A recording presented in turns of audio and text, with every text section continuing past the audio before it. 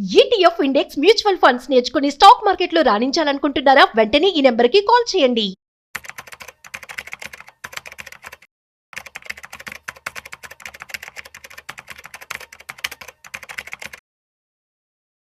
నమస్తే, welcome back to Suman TV. Present మనతో పాటు ఉన్నారు stock market analyst Sundararam Reddy గారు. నమస్తే సార్. నమస్తే ma'am. Sir, gold price rally వల్ల ఇండియాలోనే మనకి చూసుకుంటే 100 లక్షల వెల్త్ క్రియేట్ అయిందని మనం చూసుకుంటున్నాం. ఒకసారి వివరాల్లోకి వెళ్తే రీసెంట్గా హెచ్డిఎఫ్సి మ్యూచువల్ ఫండ్ వాళ్ళు సర్వే చేశారండి. ఇండియాలో ఉన్న మొత్తం ఈ గోల్డ్ ఎవరైతే ఉందో వాళ్ళకి ఎంత వెల్త్ క్రియేట్ అయింది ఈ గోల్డ్ ర్యాలీ వల్ల. ఎందుకంటే లాస్ట్ 1 ఇయర్లో 70% దాకా మూవ్ అయింది కదా అది. సో వాళ్ళ డేటా ప్రకారం ఏంటంటే 117 లక్షల కోట్లు వెల్త్, అంటే 100 లక్షల కోట్లు దాటి వెల్త్ క్రియేట్ అయింది అనమాట.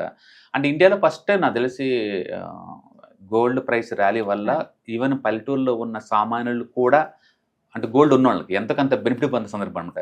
ఎందుకంటే స్టాక్ మార్కెట్ అంటే ఓన్లీ సిటీస్లోనే ఉంటుంది, అందరికీ ఉండవు కదా స్టాక్స్. రూరల్ ఇండియా పెద్ద ఎఫెక్ట్ అవ్వదు, అది పెరిగినా పడ్డా పెద్ద ఎఫెక్ట్ అవ్వదు రూరల్ ఇండియా. బట్ గోల్డ్ అలా కాదు, ఇండియాలో కల్చరల్గా గోల్డ్ అందరి దగ్గర ఉంటుంది కాబట్టి ప్రతి ఒక్కరికి ఎంతకంత బెనిఫిట్ జరిగింది అన్నమాట ఫస్ట్ టైం. సో ఈ బెనిఫిట్ ఎంత అంటే వరల్డ్ గోల్డ్ కౌన్సిల్ ప్రకారం ఇండియాలో ఏంటంటే 30,000 టన్నుల గోల్డ్ ఉంది. 30,000 టన్నుల గోల్డ్ అంటే రేటు 70% పెరిగింది. అంటే ఇండియాలో ఉన్న గోల్డ్ ఎల్లోను 5 ట్రిలియన్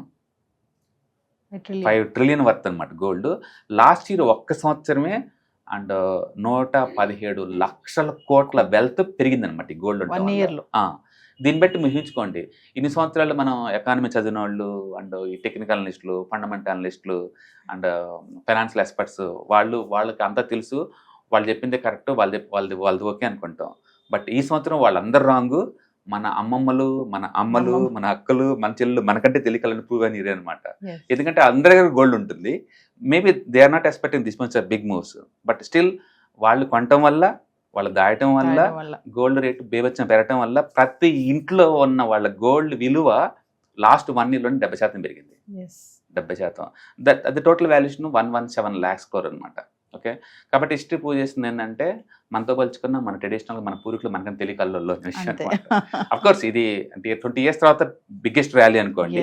బట్ స్టిల్ దాని మీనింగ్ ఏంటంటే ఏదైనా సరే ఒక ఆస్తి అంటూ ఉంటే, it's maybe real estate, it's maybe gold, it's maybe silver or stocks, anything, దానికంటూ ఒక రోజు వచ్చింది. ఆ రోజు వాడు చెప్పింది కరెక్ట్ అవుద్ది. అంటే మిగతా రోజులు రాంగ్ అవ్వచ్చు, బట్ ఏదో రోజు రైట్ అవుతా ఉంటామంట. అన్ని అసెట్ కొన్ని గుడ్ క్వాలిటీ ఏంటంటే ఇవి సైకిల్కల్ నేచర్, పెరుగుతుంటే పడుతుంటే, బట్ ఓవర్ పీరియడ్ అయినా మాత్రం ఖచ్చితంగా పెరుగుతాయి అంతకంతనమాట. అలాంటిది ఇప్పుడు ఈ సంవత్సరం గోల్డ్ మామూలుగానే ఇయర్లీ 12 to 15% పెరిగిద్ది.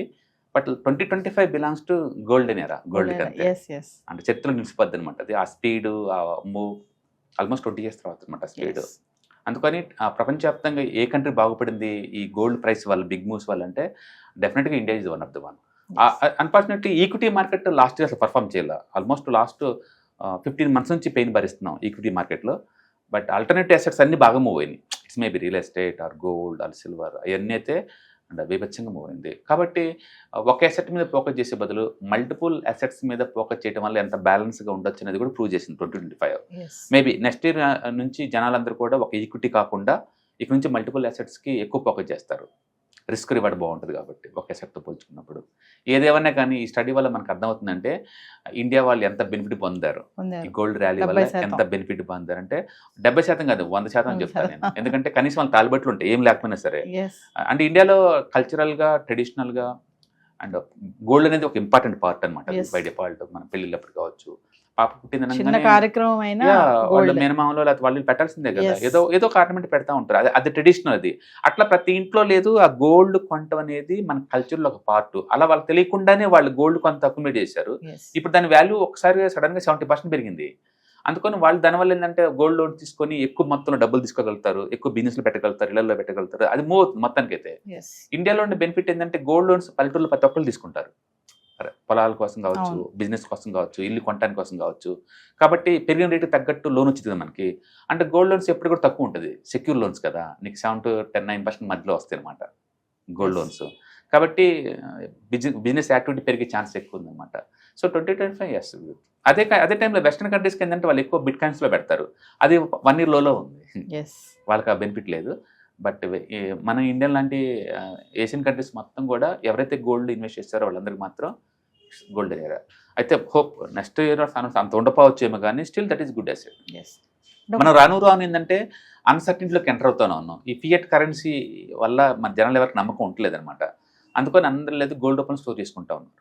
అంటే ఒక కామన్ మ్యాన్ దగ్గర ఈ రోజు బంగారం బాగా ఉంది అంటే లక్ అనుకోవాలి, పెరిగిన దాన్ని బట్టి చూసుకుంటే. డెఫినెట్గా. కాకపోతే ఒకటి ఎవరు అమ్మరండి, అంత అది పెరిగినా తగ్గిన సంబంధం లేదు. ఎందుకంటే మన Yes. కల్చర్లో పార్ట్ తల్లి నుంచి కూతురు రావుతుంది, కూతురు నుంచి కూతురు పోతుంది, అట్లా అలా తరతరాలు పోతా ఉంటుంది.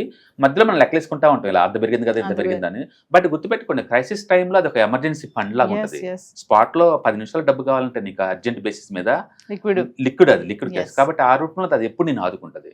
Yes. అందుకే ఎంతమంది మనం చూసామో, వాళ్ళ తనఖా పెట్టి సినిమా తీశారంట, ఈ తనఖా పెట్టి బిజినెస్ స్టార్ట్ Business start చేశారంట, ఈ చేశారు. తనఖా పెట్టి సీలు Yes. కట్టారంట. అది స్త్రీధనం కూడా సుప్రీంకోర్టు తీర్పు అనమాట. అది లేడీస్కి ఎప్పుడు కూడా వాళ్ళు పుట్టింటలు పెట్టారు కాబట్టి ఆ పర్సనల్ ఆస్తి ఆ అమ్మ పర్మిషన్ లేకుండా ఇంట్లో ఎవరు టచ్ చేయడానికి వీల్లేదు. Yes. కాబట్టి లా పరంగా చూసుకున్నా, సొసైటీ పరంగా చూసుకున్నా, కల్చరల్ పరంగా చూసుకున్నా, and women and gold very important role Indian society. అదే మనకి స్ట్రెంత్ అయింది ఇప్పుడు. Yes. అదే మనకి స్ట్రెంత్ అయింది. అండ్ 2025 డెఫినెట్గా రిమెంబర్ అనమాట, Golden era. ఇయర్స్ వరకు కూడా. Yes. సో మరి ఫర్దర్ గా మీరు వెబినార్ నిర్వహించబోతున్నారు కదా, ఒకసారి వాటి గురించి.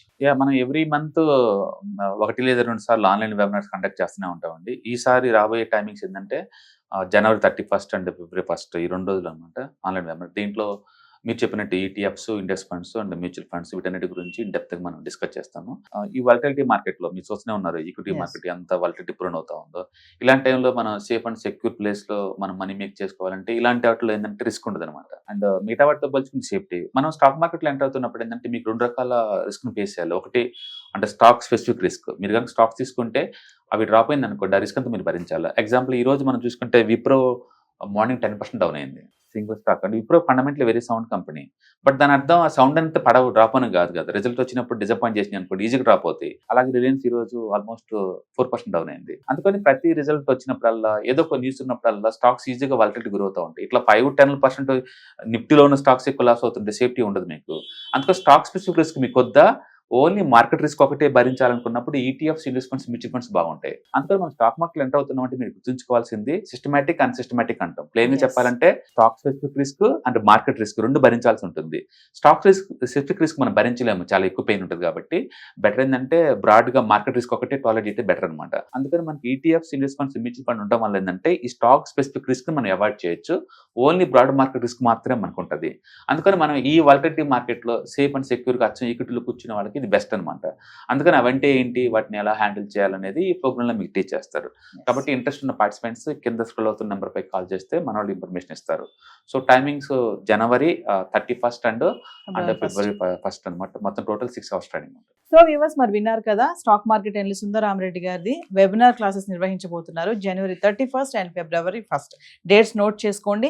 Index funds, mutual funds, retirement planning, పిల్లలుంటే పిల్లల ఫ్యూచర్ ప్లానింగ్ అని, ఎక్కడ ఇన్వెస్ట్మెంట్ చేయాలి, ఎలా ఇన్వెస్ట్మెంట్ చేయాలి, ఎంత ఇన్వెస్ట్మెంట్ చేయాలి, ఇలాంటి వాటిపైన మీకు అవగాహన కావాలనుకుంటే కింద కనిపిస్తున్న నెంబర్కి కాల్ చేస్తే మీకు వివరాలన్నీ కూడా అందుబాటులో ఉంటాయి.